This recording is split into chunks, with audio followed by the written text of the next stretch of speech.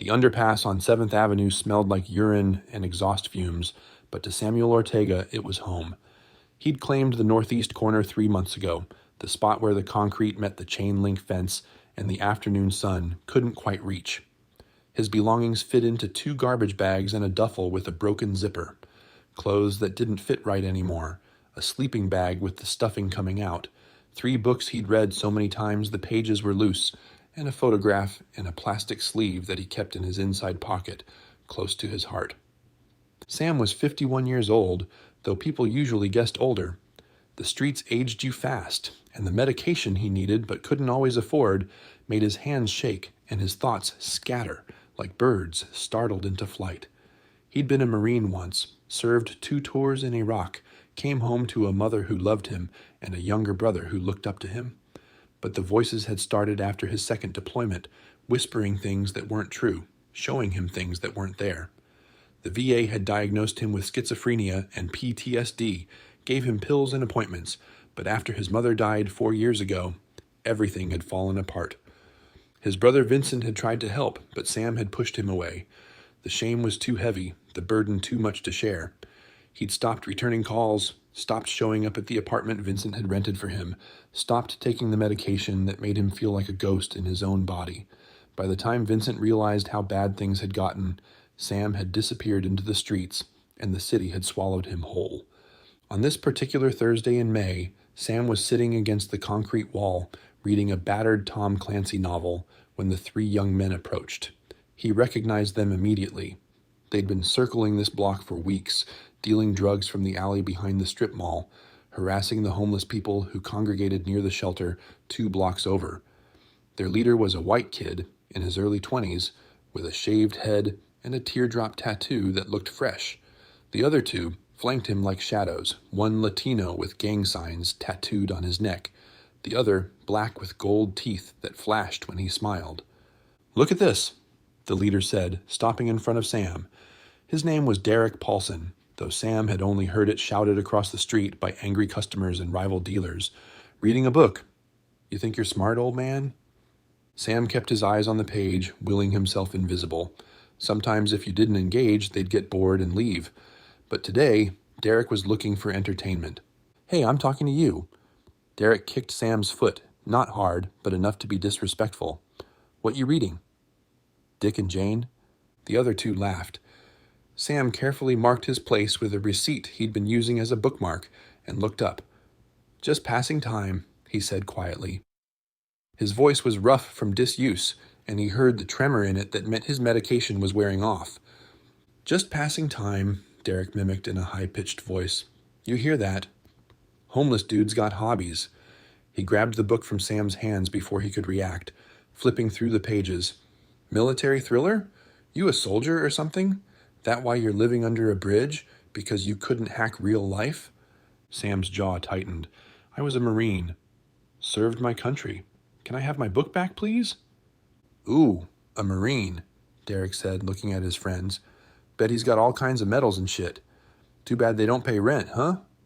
He tossed the book over the fence into the drainage ditch, where it landed with a splash in the muddy water that collected there. Something cold settled in Sam's chest, but he didn't move. He'd learned to swallow anger on the streets, to let insults roll off, because fighting back only made things worse. "That wasn't yours to throw," he said, keeping his voice level. "What you gonna do about it, Grandpa?" Derek leaned down, his face inches from Sam's. "You gonna call the cops? Tell them the mean kids are picking on you?" Sam could smell the marijuana on Derek's breath, see the dilated pupils that meant he was high on something stronger. This wasn't about Sam or the book. This was about a young man with too much anger and not enough fear, looking for someone weaker to hurt because it made him feel powerful. "Just leave me alone," Sam said. He reached for his other bag, thinking he'd moved to a different spot, but Derek stepped on it. "Nah, we're not done yet. See, me and my boys, we work this corner, and you're bad for business, sitting here looking all pathetic. Makes the neighborhood look trashy." He gestured to the underpass, the graffiti-covered walls, the shopping carts full of cans and bottles. "More trashy, I mean." The Latino kid, whose name was apparently Carlos, pulled out his phone and started recording. "Yo, Derek, ask him to dance or something. Make it funny." "Dance, Marine," Derek said, grinning now. "Show us your moves. Maybe we'll give you $1." Sam stayed still, his hands folded in his lap, looking at nothing. He'd learned this too, how to go somewhere else in his mind when the world became too cruel to bear. He thought about his mother's kitchen, the smell of her cooking, the way Vincent used to laugh at her jokes. He thought about his squad in Iraq, the brothers he'd lost, the anniversary coming up next week that always made the voices worse. "I said dance." Derek grabbed Sam's jacket and yanked him to his feet. Sam stumbled, his balance off from sitting too long, and the 3 young men laughed as he caught himself against the wall. "Leave him alone," a voice said from behind them. They turned to see Eddie, the 15-year-old kid who lived in the apartment complex across the street. He was small for his age, wearing a school backpack that looked too big for his shoulders, but his jaw was set with determination. "The hell you want, kid?" Derek said, annoyed at the interruption. "I said leave him alone," Eddie repeated. "He doesn't bother anyone. He's a good guy." "You know this loser?" Carlos asked, still recording. "Yeah, I know him," Eddie said, walking closer despite the obvious danger. "He helped my little sister find her cat last month, climbed down into the drainage ditch and got her out. He's nice." He looked at Sam. "You okay, Mr. Sam?" Sam nodded, his throat tight with gratitude and shame. The kid didn't need to get involved, didn't need to risk himself for a homeless man who couldn't even keep a book safe. Derek studied Eddie, calculating. "You got a death wish coming over here? This is grown-up business." "It's not business," Eddie said. "It's just you being a bully." He pulled out his own phone. "And I'm recording too." "My uncle's a cop. I'm sure he'd love to see this." Derek's expression darkened. "You threatening me?" "I'm documenting," Eddie said, his voice shaking just a little. "There's a difference." For a moment, it could have gone either way, but Derek must have decided it wasn't worth the trouble because he spat on the ground near Sam's feet and stepped back. Whatever, crazy old man's not worth it anyway. He looked at Sam, pointing. "But I see you on this corner again, we're going to have problems." "Find somewhere else to exist." The 3 of them walked away, Carlos still filming over his shoulder, their laughter echoing under the concrete arch. Eddie watched them go, then turned to Sam. "You okay?" he asked again. "I'm fine," Sam said, but his hands were shaking worse now, the adrenaline crash making his whole body tremble. "You shouldn't have done that. They could have hurt you." "They weren't going to do anything," Eddie said with the confidence of youth, "not with witnesses around." He looked at the drainage ditch. "Your book's down there. Want me to get it?" "It's ruined," Sam said. "Water got it." Eddie climbed down anyway, his sneakers squelching in the mud, and retrieved the waterlogged paperback. He handed it to Sam, who took it carefully, the pages already starting to curl and separate.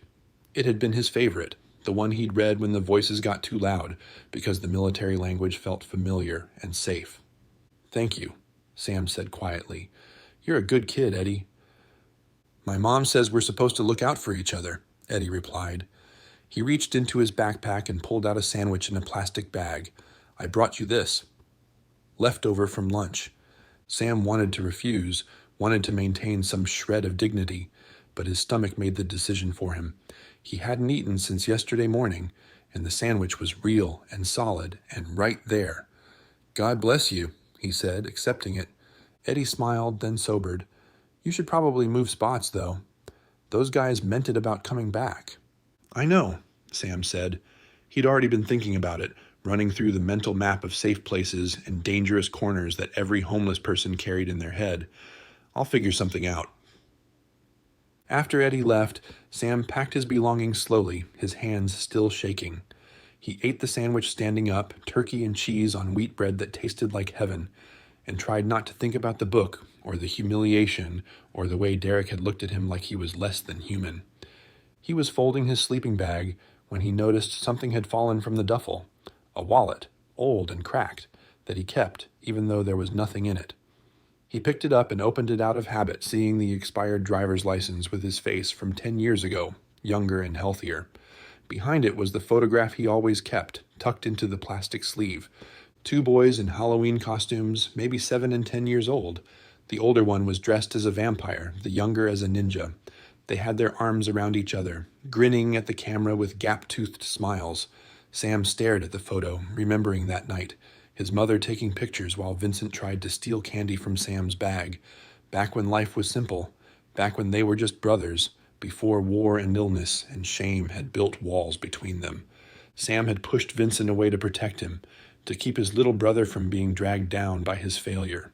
But sitting under the underpass with a ruined book and the echo of mockery in his ears, Sam wondered if he'd made a mistake, if pride was really worth being this alone. He tucked the photo back into the wallet and the wallet back into his pocket, close to his heart where it belonged. Then he shouldered his bags and started walking north, toward the veterans' shelter on Indian School Road. He'd avoided it for months, not wanting to register or answer questions or admit how far he'd fallen. But Derek and his friends had made this corner unsafe, and Sam was tired of running. What he didn't know was that Carlos had posted the video online with the caption, "Crazy homeless dude gets what he deserves," and that it was already spreading through local social media. What he didn't know was that someone who knew Vincent Ortega would see it that very night and recognize the face in the video, older and harder, but unmistakably the same. What he didn't know was that everything was about to change. Vincent Viper Ortega was sitting in the back room of the Desert Serpents clubhouse when his phone lit up with a message from Bobby Hammer Rodriguez, one of his younger members. The text just said, "You need to see this with a link to a Facebook video." Vincent clicked it, expecting another viral motorcycle crash or maybe someone doing something stupid on a bike. What he saw instead made his blood turn to ice. His brother, Samuel, unmistakable despite the weight loss and the beard and the clothes that hung off his frame, sitting under an underpass while some punk kid grabbed him, yelled at him, threw his book in the water, and Sam just taking it, his face blank, his body language defeated in a way that made Vincent's chest physically hurt. He watched the video 3 times, his jaw clenched tighter each time. The comments below were worse than the video itself. People laughing at his brother, calling him a bum and a waste of space.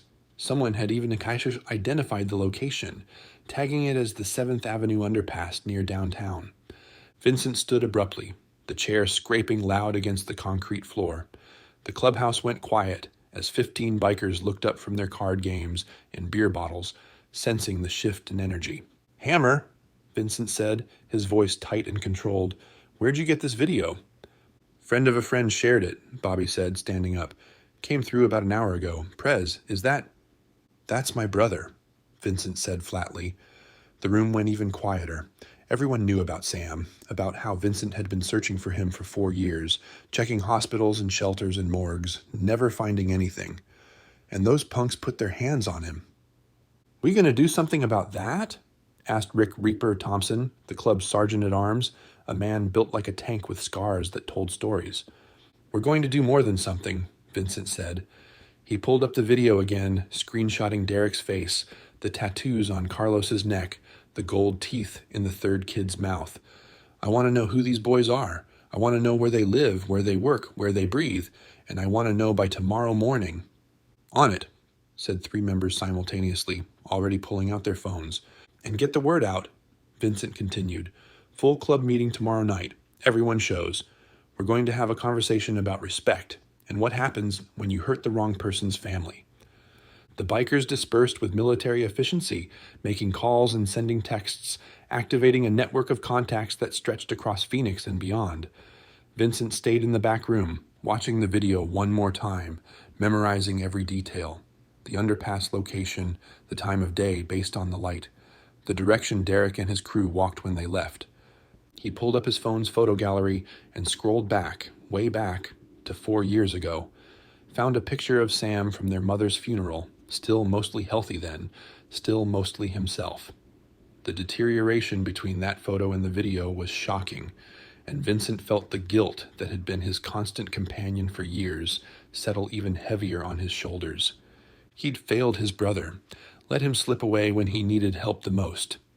The club had consumed Vincent's life after their mother died, the responsibilities of being president taking all his time and energy, and by the time he'd realized Sam was in real trouble, it was too late.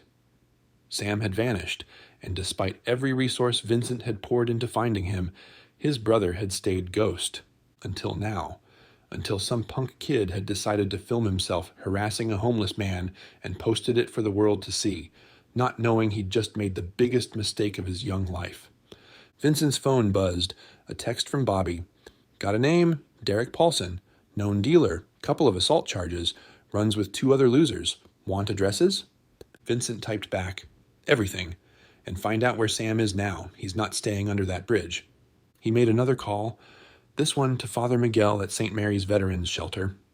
The priest answered on the 3rd ring, his voice warm and familiar. Vincent, it's been a while. Father, I need your help, Vincent said. My brother Samuel, I found him.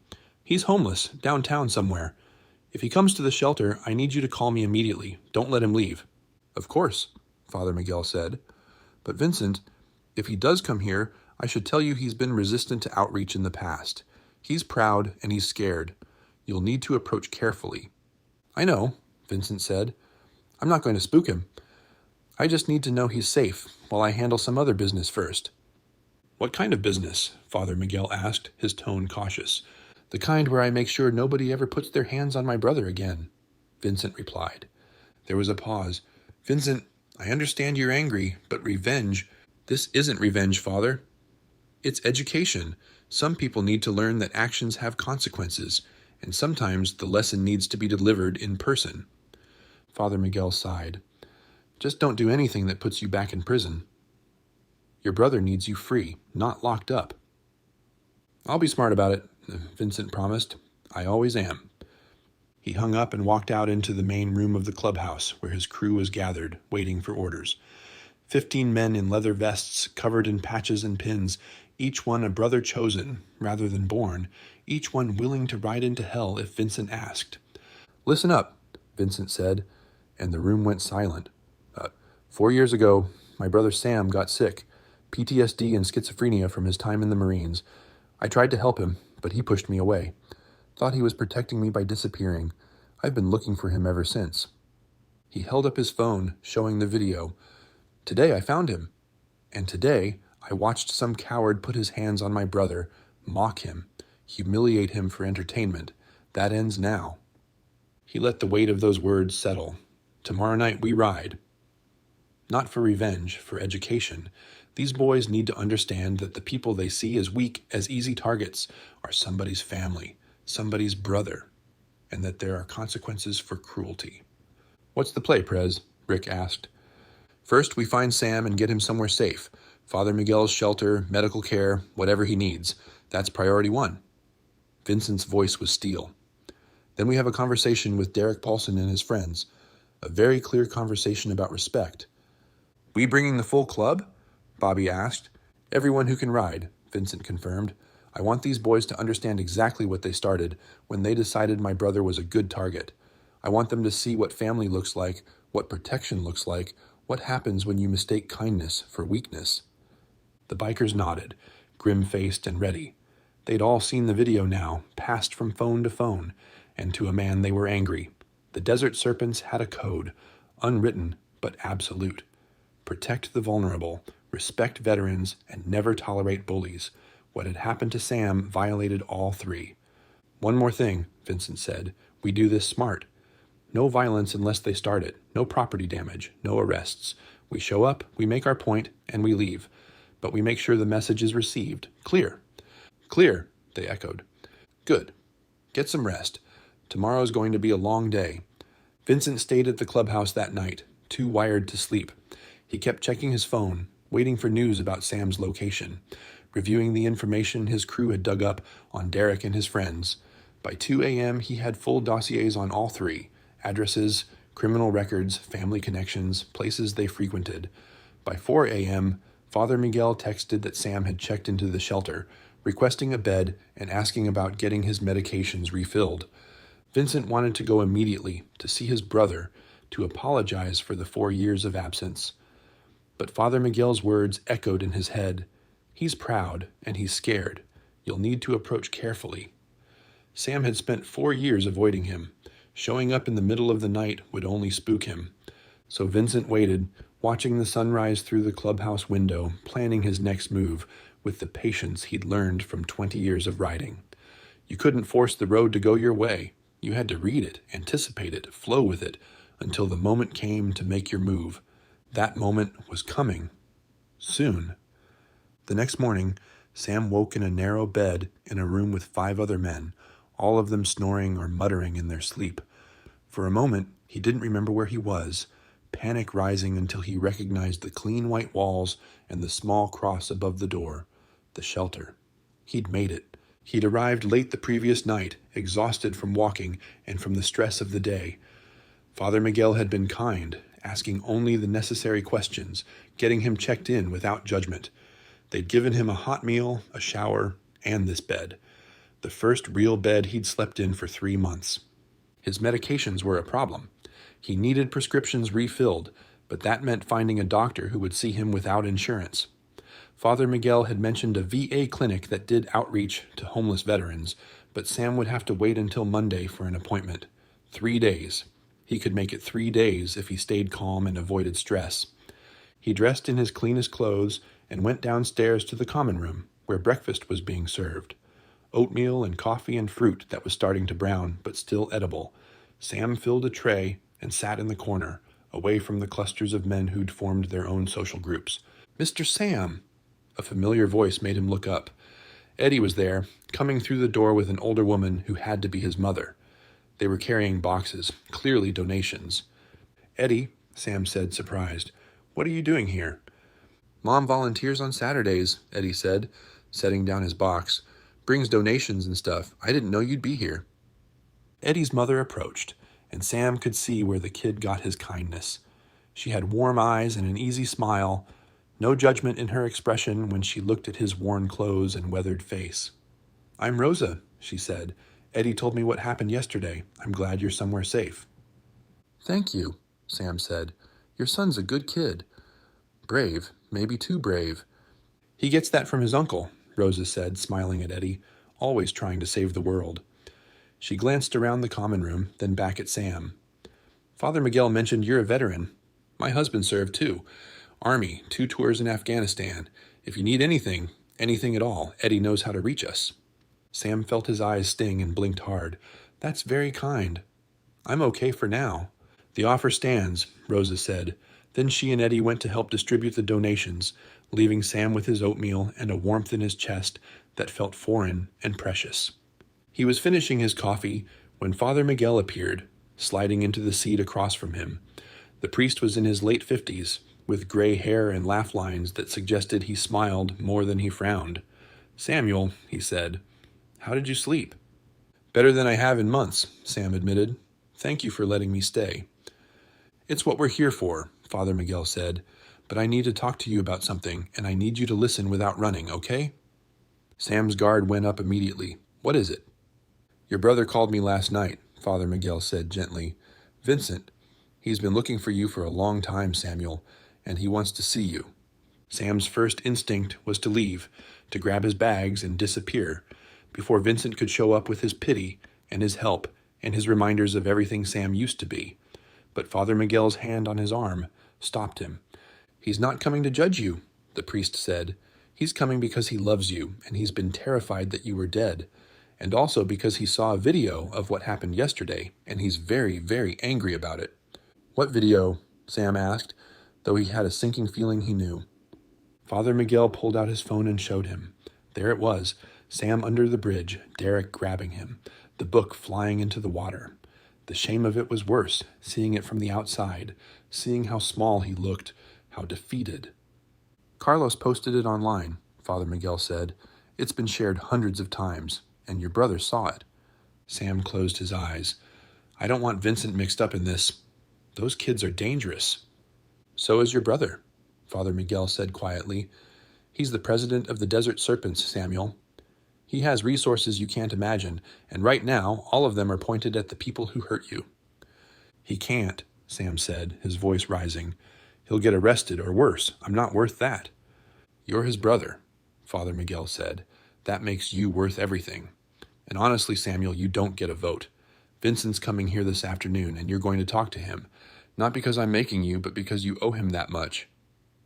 Sam wanted to argue, but the truth was he did owe Vincent. 4 years of silence, 4 years of worry. 4 years of his little brother searching for him while Sam hid in the shadows. The least he could do was face him. "Okay," Sam said finally. "I'll talk to him." "Good," Father Miguel said. "Now finish your breakfast. You're too skinny." Vincent arrived at 2 o'clock, alone, riding his custom Harley that rumbled like distant thunder. Sam watched from the window as his brother parked, removed his helmet, and ran a hand through his hair. 4 years hadn't changed Vincent much. Maybe a few more gray streaks in his dark hair, a few more lines around his eyes, but still the same intense presence that had made him a natural leader. Sam met him in the shelter's courtyard, neither of them speaking at first. They just stood there, separated by 10 feet and 4 years of silence, taking each other in. "Sammy," Vincent finally said, his voice rough.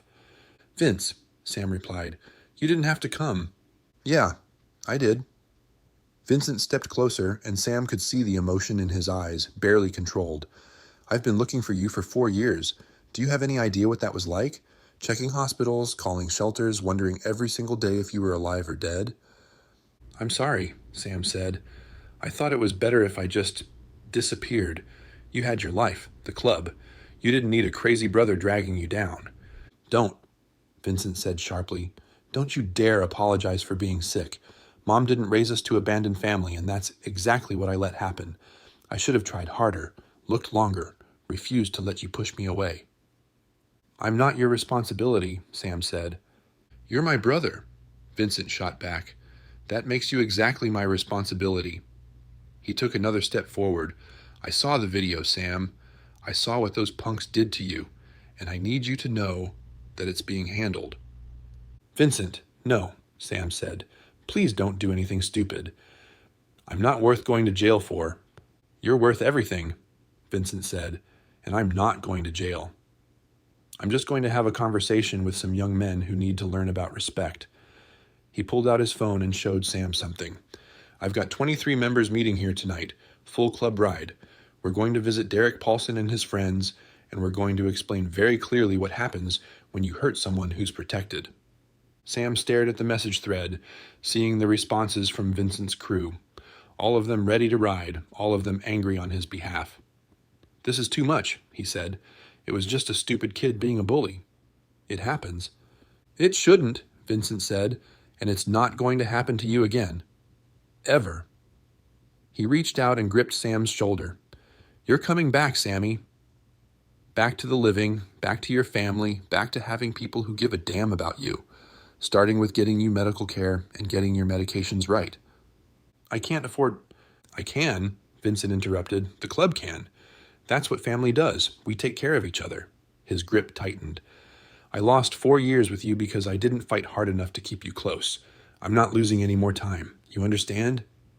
Sam felt tears coming and didn't try to stop them. "I missed you," he said, his voice breaking. "I missed you so much, but I was so ashamed." Vincent pulled him into a hug, hard and fierce, and Sam let himself lean into it, let himself be held by his little brother who wasn't little anymore, who'd grown into a man who commanded respect and loyalty from some of the toughest people in the state. "No more shame," Vincent said into his ear. "No more hiding. We're going to fix this together, but first, we're going to make sure those punks understand they picked the wrong person to mess with." That night, 23 motorcycles gathered in the shelter parking lot as the sun went down. Sam stood on the steps with Father Miguel, watching the desert serpents arrive one by one. They came from all over Phoenix, from trailer parks and suburbs and the clubhouse downtown, and each one nodded to Sam as they parked, a gesture of respect that made his throat tight. Vincent stood at the front, giving orders, reviewing the plan. They'd located Derek and his crew at a strip mall parking lot on Thomas Road, their usual dealing spot on Saturday nights. The plan was simple. Show up in force, have a conversation, make it clear that Sam was under protection, and leave. No violence unless necessary. No destruction of property. Just a display of strength and solidarity that would be remembered. "You don't have to watch this," Father Miguel said to Sam. "You could stay here. Rest. They'll handle it." "No," Sam said. "I need to see it. I need to understand what Vincent's doing." "He's protecting you," the priest said, the way he should have been doing all along in his mind. This is partly about those boys, but it's mostly about Vincent making amends with himself. Sam understood that. He'd spent 4 years punishing himself for being broken, for being less than he thought he should be. Vincent was doing the same thing, just in a different way. When all the bikes were gathered, Vincent walked over to Sam. "You want to ride with me?" he asked. "Or stay here?" "I don't have a helmet," Sam said. Vincent pulled a spare from his saddlebag. "Now you do." 10 minutes later, Sam was sitting behind his brother on a motorcycle for the first time in a decade, holding on as the Desert Serpents rolled out in formation. The noise was incredible. 23 Harleys roaring in unison, and Sam felt something shift in his chest. Power, protection, the presence of people who'd decided he mattered, that he was worth standing up for. They rode through the city as the streetlights came on, a long column of chrome and leather that turned heads and stopped traffic. People pulled out phones to record, and Sam knew that by tomorrow, new videos would be circulating. But this time, he wouldn't be the victim. This time, he'd be surrounded by family. The strip mall parking lot was half empty when they arrived, just a few cars scattered near the dollar store and the check cashing place. Derek and his crew were there, exactly where Vincent's scouts had said they'd be, leaning against a beat-up Honda Civic, with music thumping from the speakers. The Desert Serpents filled the parking lot in perfect formation, engines idling, headlights illuminating Derek and his friends like actors on a stage. The 3 young men straightened up, their swagger evaporating as they realized what was happening. Vincent shut off his bike and dismounted, Sam following more slowly. The other bikers stayed on their machines, a wall of witnesses and muscle, letting Vincent handle the conversation. "Derek Paulson," Vincent called out, his voice carrying across the lot. "We need to talk." Derek looked like he was considering running, but his 2 friends flanked him, probably calculating that 3 against 1 were decent odds. They hadn't counted on the 22 other bikers who'd dismount in an instant if things went wrong. "Who the hell are you?" Derek demanded, trying to sound tough. "Vincent Ortega," Vincent said, walking closer, "president of the Desert Serpents. And this is my brother, Samuel." He gestured to Sam, who stood in the glow of the headlights, visible and vulnerable and protected all at once. Derek's face went pale as recognition hit. "Oh, shit." "Yeah," Vincent said. "Oh, shit is right. See, yesterday you decided to have some fun at my brother's expense. You grabbed him, mocked him, threw his property in the water, and filmed it for the world to see. You thought he was weak, thought he was alone, thought nobody cared what happened to him." Vincent stopped 5 feet from Derek, his posture relaxed but radiating danger. "You were wrong on all 3 counts. Samuel Ortega is a United States Marine, 2 tours in Iraq, honorably discharged. He suffers from post-traumatic stress disorder and schizophrenia as a result of his service, and he's my brother, which means he's protected by every single person you see behind me." Derek tried to speak, but Vincent cut him off. "I'm not done. You put your hands on a veteran, on a man who served his country while you were probably still in elementary school. You humiliated someone who's already fighting battles you can't imagine, and you did it because you thought it was funny." The parking lot was dead silent, except for the idling motorcycles. Carlos and the 3rd kid were backing away slowly, but Derek stood frozen, caught between pride and fear. "I could hurt you," Vincent continued, his voice conversational. "God knows I want to. My brothers back there want to, but that's not why we're here. We're here to educate you, because clearly nobody else has bothered." He pulled out his phone and held it up, showing the video. "This is going to follow you around, Derek. Every time someone searches your name, this is what they'll see. You, being a coward, picking on someone weaker because it made you feel big." He put the phone away. "But I'm going to give you a chance to make it right." "How?" Derek managed to ask, his voice smaller than before. "You're going to apologize," Vincent said, "to my brother, right now. And then you're going to volunteer at the Veterans Shelter for the next 6 months, 20 hours a month, helping people like Sam, learning what service and sacrifice actually mean. Father Miguel's expecting you on Monday." "And if I don't?" Derek asked, some of his bravado returning. Vincent smiled, and it wasn't friendly. "Then every time you deal, every time you flash that fake tough guy act, you'll see us. In your rearview mirror, at your apartment, at your mama's house where you still live. We won't touch you, won't have to, but you'll know we're watching, waiting for you to slip up. And trust me, son, you will slip up. Everyone does, eventually. Derek looked at the 22 bikers behind Vincent, at the implacable expressions and crossed arms, and whatever resistance he'd been holding on to collapsed. "Okay," he said. "Okay, I'll do it." "Smart choice," Vincent said. He stepped aside and gestured to Sam. "Now apologize." Derek walked forward slowly, his friend staying back. He stopped in front of Sam and, to his credit, looked him in the eye. "I'm sorry," he said. "What I did was wrong. I shouldn't have put my hands on you, shouldn't have mocked you. You didn't deserve that." Sam studied the young man, seeing the fear and the shame and the awareness that he'd crossed a line he couldn't uncross. "You're young," Sam said quietly. "You can still choose who you want to be. Make better choices." Derek nodded, not trusting himself to speak. "One more thing," Vincent said. He pulled out his wallet and extracted several bills, crisp hundreds that he held out to Derek. "This is for a replacement book. Tom Clancy, whatever title Sam was reading. You're going to buy it tomorrow and deliver it to him at the shelter with a receipt. Understand?" "Yes, sir," Derek said, taking the money with shaking hands. "Good. Now get out of here, and remember, we're watching." Derek and his crew scrambled for the Honda, the engine coughing to life as they peeled out of the parking lot with none of their earlier swagger. Vincent watched them go, then turned to his club. "Anyone feel unsatisfied?" he called out. "Nope," Rick said, speaking for all of them. "Message delivered." "Good. Let's go home." They rode back through the city in triumph, the kind that didn't require violence or destruction, but came from knowing they'd stood up for someone who needed it. When they returned to the shelter, Father Miguel was waiting on the steps with coffee and gratitude. "I heard it went well," the priest said. "As well as it could," Vincent replied. He looked at Sam, who was removing the helmet with shaking hands. "You okay?" "I don't know," Sam admitted. "That was intense." "That was family," Vincent corrected. "That was what happens when you're not alone anymore." He put an arm around Sam's shoulders. "Come on, let's get you inside and figure out the next steps." Over the next week, Sam's life began to change in ways he couldn't have imagined. Vincent arranged for a full medical evaluation at a VA clinic that specialized in homeless veterans, where a patient doctor listened to Sam's history and adjusted his medications carefully. Within 3 days, the tremors had decreased and the voices had quieted to manageable whispers. Vincent also arranged for temporary housing in a veterans apartment complex that the Desert Serpents partially funded, giving Sam his own studio with a real bed and a kitchen and a door that locked. It wasn't much, but after 4 years on the streets, it felt like a palace. Derek Paulson showed up at the shelter on Monday with a brand new copy of Without Remorse and a receipt, handing it to Sam without meeting his eyes.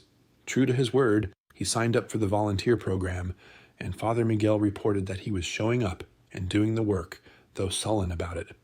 "Give him time," the priest said. "Sometimes shame is the first step toward redemption." Sam started attending group therapy at the VA, sitting in circles with other veterans who understood the particular demons that came from combat. He found himself talking more, sharing stories about his squad and the friends he'd lost, processing grief he'd been carrying alone for too long.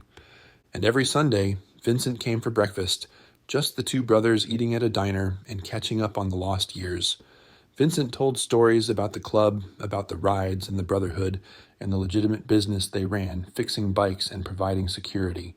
Sam told stories about surviving on the streets, about the kindness of strangers and the cruelty of others, about the moments when he'd almost given up. "I'm glad you didn't," Vincent said during one of those breakfasts. "Give up, I mean.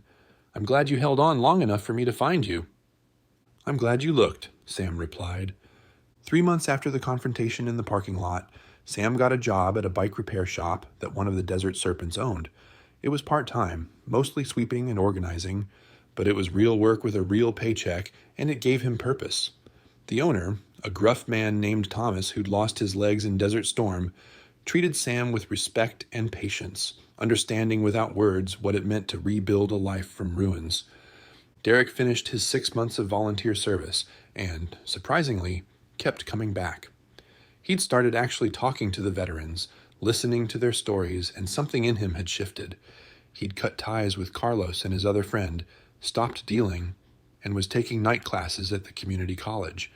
When Father Miguel mentioned it to Sam, Sam felt something that might have been hope.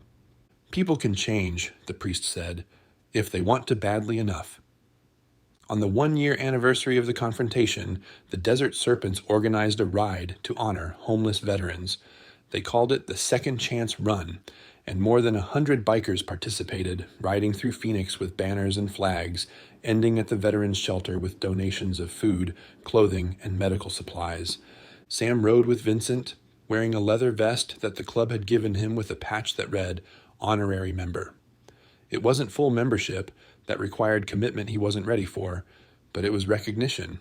It was family. At the shelter, speeches were made and food was served, and Sam found himself surrounded by people who knew his story and respected his journey. Eddie was there with his family, grinning and showing Sam the motorcycle magazine he'd been reading. Lisa Chen from the corner store came with donations from her business. Even Derek showed up, awkwardly standing at the edge of the crowd until Sam waved him over. "You doing okay?" Sam asked. "Yeah," Derek said. "Better. I wanted to thank you for not pressing charges, for giving me a chance to fix things. I was headed nowhere good, and you guys redirected me." "We didn't redirect you," Sam said. "You chose to change. That's all you." Derek smiled, tentative but real. "Well, thanks anyway." He pulled something from his pocket, a business card for the community college. "I'm studying social work. Thinking maybe I can help people the way Father Miguel helped me. Is that stupid?" "That's the opposite of stupid," Sam said. "That's redemption." As the sun set and the crowd thinned, Sam stood with Vincent on the shelter steps, watching the bikers pack up their gear. A year ago, he'd been alone under a bridge, mocked and humiliated and convinced he didn't matter. Now he had housing and work and medication and, most importantly, family. "You ever think about coming to a club meeting?" Vincent asked. "Not to join, just to hang out. The brothers ask about you." "Maybe," Sam said. "I'm still figuring out who I am now, what kind of life I can handle. But maybe." "No pressure," Vincent said. "I've got you for life now, Sammy. Whether you ride with us or not, you're family. That doesn't change." Sam leaned against his brother, comfortable in a way he'd thought he'd never feel again. "Thank you," he said, "for not giving up on me. For finding me when I didn't want to be found." "Always," Vincent replied. "That's what brothers do." They stood there as the last motorcycles rolled out, their engines a distant rumble fading into the desert night. The city lights came on one by one, stars emerging in the darkening sky, and Sam felt something he hadn't felt in years settle into his chest. Peace, belonging, the knowledge that he mattered to someone, that his life had value beyond what he could produce or how well he fit into society's expectations. He thought about the video that had changed everything, the humiliation that had led to rescue, about Derek's transformation from bully to someone genuinely trying to do better, about the Desert Serpents and their code of protecting the vulnerable, about Father Miguel and Eddie and all the people who'd shown him kindness when he'd had nothing to offer in return. And he understood, finally, that strength came in different forms. It wasn't just the power to fight or intimidate. It was the courage to ask for help, the willingness to accept love from people who wanted to give it, the determination to keep going even when the road was impossible. He'd been a Marine once, trained to be strong in all the traditional ways, but these past 4 years on the streets had taught him a different kind of strength, one that came from vulnerability and survival, and the refusal to let shame win. And his brother, his little brother who'd grown into a leader, had shown him yet another kind, the strength to stand up for people who couldn't stand up for themselves, to build community around protection rather than exclusion, to turn anger into action that healed rather than destroyed. 3 weeks later, Sam attended his first Desert Serpents meeting, not as a member, but as Vincent's brother, which was enough. The bikers welcomed him with respect and warmth, sharing stories about their own struggles and demons, making it clear that broken wasn't the same as worthless. Rick Reaper Thompson, the sergeant-at-arms who looked like he could break a man in half, sat next to Sam during the meal and talked quietly about his own PTSD, about the nightmares that still woke him up screaming, about learning to live with invisible wounds. "It doesn't make you weak," Rick said. "Fighting a war inside your own head every single day while people who've never seen combat judge you for it. That takes more strength than most people will ever understand." Sam nodded, his throat tight with gratitude and recognition. These men, with their leather and their motorcycles and their rough language, understood him in ways that most civilians never could. They'd seen things too, lost people too, carried ghosts that didn't fade with time.